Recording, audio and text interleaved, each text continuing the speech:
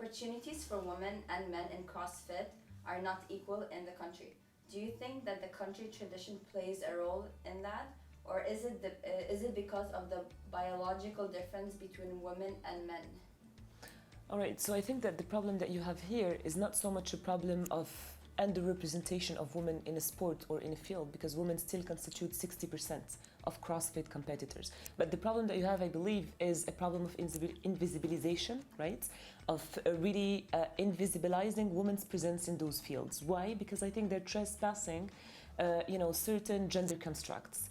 This is what Simone de Beauvoir, the prominent French feminist and philosopher, tells us in The Second Sex, her book, right?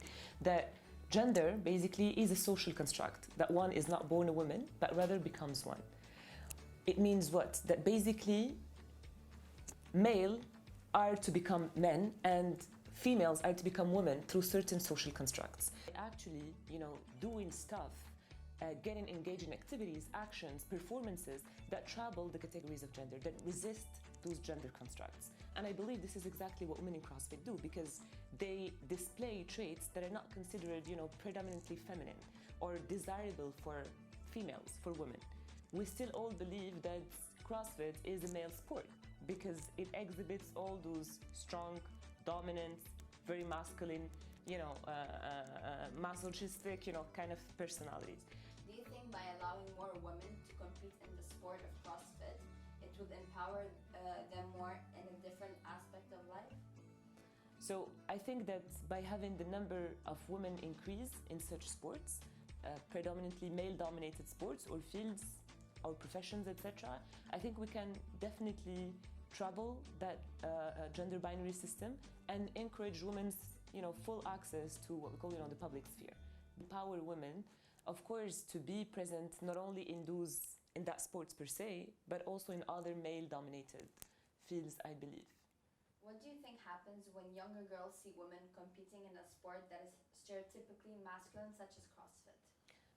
So I believe that when young girls see women competing or just playing CrossFit, really gives them a sort of inspiration to start with. Right? It sends, for me, a strong inspirational message. The fact that there is no such thing as a sport made for men, or a profession made for men, or a profession made for women. Having a next generation that is less gender segregated and less aware of those gender roles. So hopefully a generation that is more equal in that sense. Cultural norms. There are a few, prominent feminist scholars who also wrote about that and about, women's unequal sort of access to the public sphere, from Nawal Saadawi to Fatima al-Marnisi, who wrote about that problem, even the harem theory, Rila Abu al-Ghud.